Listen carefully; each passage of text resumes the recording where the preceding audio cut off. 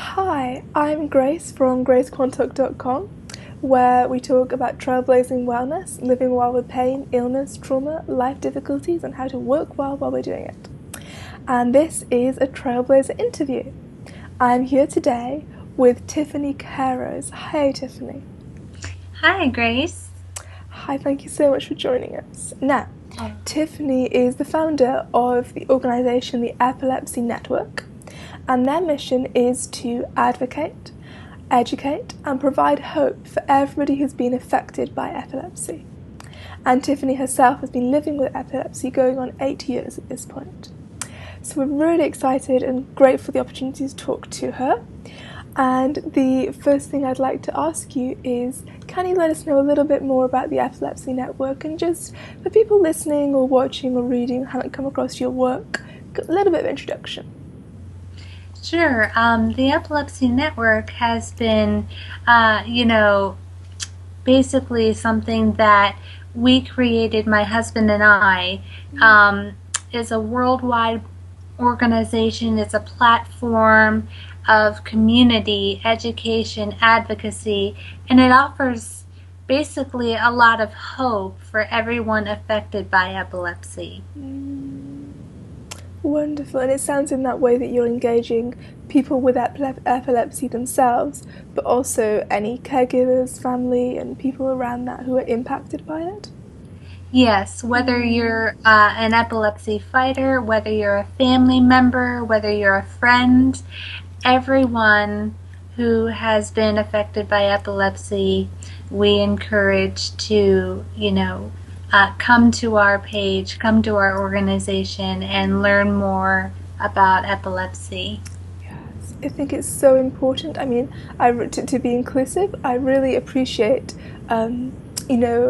special spaces for people, but also I also really appreciate spaces that bridge between medical professionals, people living with health challenges, their family support, and any carers, and really engaging that, because I think too often we can be quite segregated, and I think we miss out on a lot when that happens. Right. And that's where I originally actually founded the Trailblazing Wellness and the Trailblazing Wellness Cafe, which we have on Facebook, because I struggled because so many there were only groups that were diagnosis specific. And I really appreciate we need those, because there's so much information you can get from other people with your diagnosis. I think it's so important, but it's important to not have just that, to have groups like yours which also include other people as well, like the caregivers and the family. I think it's wonderful. Oh, thank you very much. So I'd love to talk about building on your experience of living with epilepsy and supporting people with epilepsy. Uh, can you let us know a little bit your thoughts about how one can move forward and build a life with a condition that can make the future very unpredictable? Sure, absolutely. That's a great question. Building a life living with any condition, whether it be epilepsy, whether it be cancer, no matter the condition, I like to remind myself that, I'm okay in the moment, and it's important to reflect on all of the blessings in life. And that, allowing a seizure to only give me more determination to overcome, allowing whatever it is that you're affected by, that you can overcome. And I've made peace with this condition by my strong faith in the great physician, which is God. That's given me so much strength. And, it's different for everybody, but that's my personal, rock that I lean upon.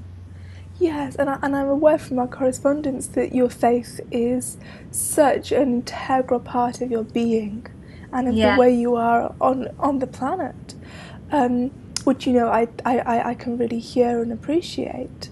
And so I'm also mindful that many people listening may share that, whether they share a different faith, they may also share the depth and the compassion held within that relationship with the divinity. And I'm also mindful that some people listening may not share that or believe that or have such a relationship or want one or recognize such. But I'm also hearing that from what you're saying, the mindfulness is such a strong part that within a moment you can be in this moment and make it as well as possible. And then when there's a momentary seizure and a seizure time, then that can happen, and then it can go back on track. It can be something that happened, but then when it's not happening, you're still in a good moment and being aware of the things that you have. And these being, it sounds like things which come up and happen, but maybe derail your day or your time of that part of your life, but maybe don't derail the life itself after diagnosis. Exactly. And I really appreciate, that analogy that it's something happening, but it's not making you start again. So after seizures happen, or any other unexpected health flare or challenge that might affect somebody,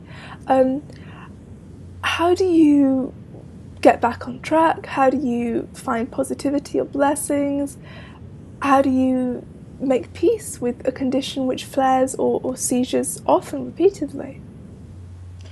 Well, the greatest thing that I can do regarding making peace is just, I need to get in the moment. I need to just put myself on pause and think on all of the things that I have, not what has been taken from me, not what has been taken away, not what has been derailed or, ripped apart from my life, but rather think about the things that I have and the things that I can still do. Yeah. Those things really do give me power, give me strength and encouragement, motivation. And if I don't think on these things, then I fall apart, and I don't want to do that. Okay. And I'm really hearing how important the mindfulness is for you. Would you, in terms of being mindful and looking at what you have after a seizure or a flare, would you be able to give us an example of what that thought process would look like? So I'm almost imagining like you've just had a seizure, or you're recovering from one the next day. The thought process might be, this isn't fair, or why did this happen, or I can't do X and I was going to. What can you almost give us a little role play of how you bring things back to mindfulness? Sure. As a matter of fact, recently I had a group of, I believe, multiple grand mal seizures, and it was very, very difficult for me at first to think positive, to be positive, because I was wanting so very badly to feel normal, to be normal. But I had to regroup. I had to refocus and look around, and even the smallest of things, my cat, my home, my dishes, my table, my TV, I had to just think upon all of the things that I have, the talents that I still have. For instance, I enjoy origami, I enjoy writing. I had to just remind myself that, I can do these things, and most importantly, I'm alive. I am alive. I feel it as you say it. I can feel the certainty and the gratitude and the power in that. And so it sounds like a process of maybe feeling very scattered. That in the wake of the seizures, that everything maybe feels quite scattered and quite disoriented emotionally. And then I'm hearing a process of actually pulling back, of reintegration, and it almost sounds like you're kind of scooping up yourself and, bringing yourself home to your body, and then bringing yourself back from maybe a lot of what we call thought spirals, like, why and if and this and what I've lost, and actually literally just kind of pulling that back in and saying yes, and then focusing on the very concrete things. So like your cat who you can engage with, the television that you can watch, the dishes that you're so very, very tangible, physical, immediate things in your surroundings, that you're turning your thoughts back to those. And I imagine if your thoughts start to skitter off again, you would gently kind of nourish them and bring them back to the things that you have to focus on. Does that sound like like that's how it is? Yes. Exactly. So powerful, such a powerful experience that you're sharing with us. So thank you. Oh, absolutely. Absolutely. I ask specifically because I think it's very powerful what you're saying, and I'm aware that so for example, I could say, when I'm feeling blue, or when I feel like things are really unfair, what I like to do is try and focus on something that I can do, which is really powerful, but it can be quite difficult for somebody else to translate that, because I know how I do that. I know what the process looks like. Like, I run a charitable company called Healing Boxes, which is at healing-boxes.com, and we make these self-care kits, beautiful, ethically made boxes. And so I have my own healing box, so when I've had a bad period, I can dip into it, and it's like a toolkit of self-care items that I can go in and use. And I've got like lists of good things. I've got cards from friends, I've got like jokes, or my husband made me a little book of all my favourite quotes from books that I love. And like actually with origami, when I was bedbound, we made a little origami penguin, and we called him Archibald, and I don't know why. And he had a song, and the song was, Archibald just carries on, he is the strongest of all this species. I don't know why, it was just like the most random, when you're kind of like have that many pain meds and you're that sick, it's like, haha, everything's kind of, it was just bizarre. So anyway, he drew me a little picture of Archibald, the origami penguin, climbing a mountain, and so it's making me laugh now, as you can see. And so I've got all that in the box, and I can actually go in the box and take these things out and tangibly use them. And so that's kind of why I asked, because as you've shared, I've now got such a experiential understanding of exactly what that process looks like, and that's just what I wanted to make sure to offer to other people listening. Because sometimes I think it's really easy online to consume a lot of information, and to hear and read a lot of good ideas, and then that doesn't translate into action. Right. And then it's a bit like, well, we feel like we're getting something done because we're reading about it, but it needs to actually translate into something that when we have a seizure or a flare or a fall or whatever happens, it actually needs to be there. And so from what you've shared, I'm really hearing that it's a process of of regathering oneself, drawing in and focusing on tangible physical things, and bringing oneself back to those if the kind of fragmenting process starts to reoccur, which is so powerful. So thank you for clarifying it for us. Absolutely. And another great point is, when I'm having a really good stretch of days, I don't drive. I haven't driven since 2008.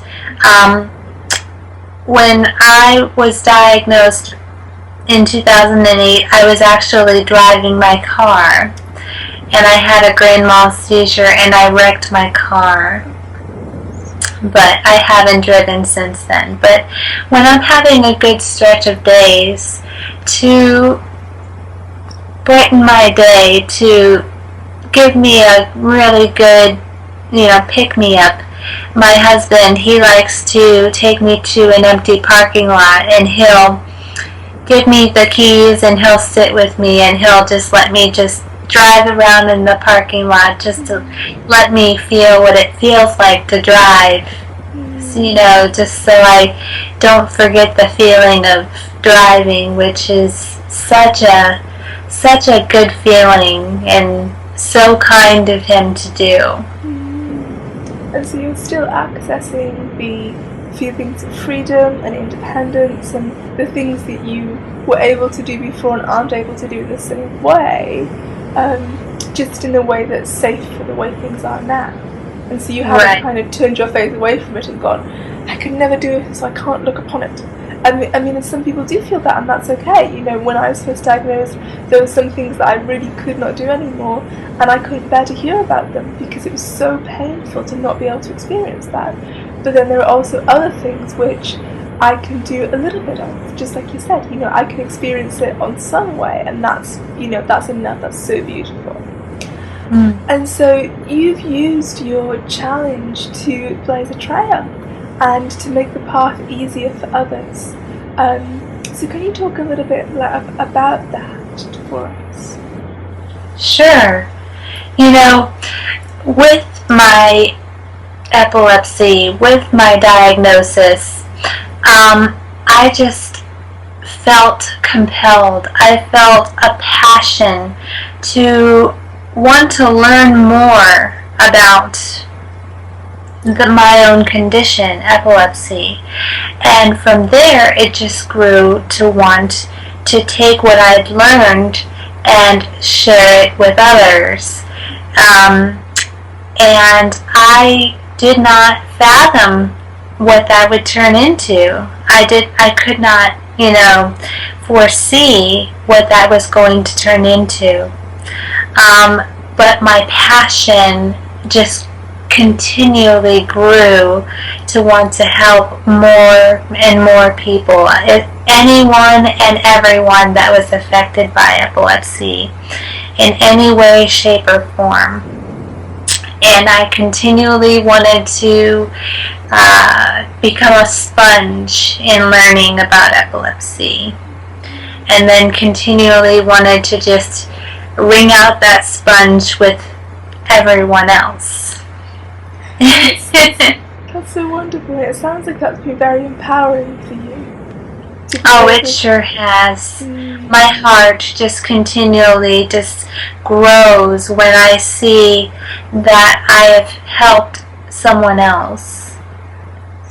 And I can't, it brings me to tears sometimes when I see that I have, brightened someone else's day, or just helped them to not feel down any longer, or helped them to understand epilepsy a little better. And that is what helped me to just want to just take my passion and just go forward. And it sounds like you are. Where can people find you if they want to explore the Epilepsy Network? Oh, we have a website. It's www.theepilepsynetwork.com.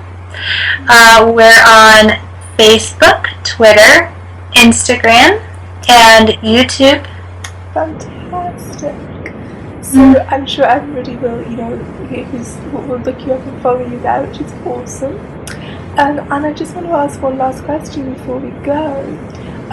What do you think is one thing people can do today, an actionable step, to reclaim their life if they're living with a similar condition, which is whether it be epilepsy or whether it be another condition or life challenge that has periods of flare and periods of remission? Set down the word can't, set down the doubt, and pick up the word can, and pick up the positivity. Just pick it up and go forward. and reach out for community. You can do it alone, but you're better off doing it with community. You absolutely are. Community is so important. I so agree. And I think that I really believe personally in working with the difficult parts and holding that negativity and honouring it and naming it and doing something with it.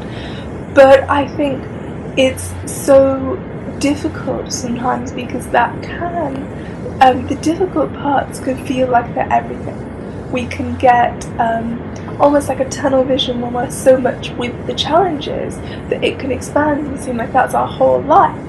I think you're totally right that we all need to have moments when we put down those and we pick up the blessings or the good parts or what we can do or the joy, and we give ourselves a time to access that joy, to replenish and restore ourselves, to be able to carry on in a balanced way in the future. Right, absolutely. It does you no good. It really does you no good. Thank you so much for sharing your energy and your wisdom and your words here. It's been delightful to spend time with you and get to know you and get to share your work with my audience and all the fantastic Trailblazers. So anybody who is reading, watching, listening or experiencing any part of this with us, thank you so much for joining us and for being an awesome Trailblazer. And thank you, Tiffany, for being with us here. Well, thank you very much. It was a pleasure. It's my pleasure. Thank you.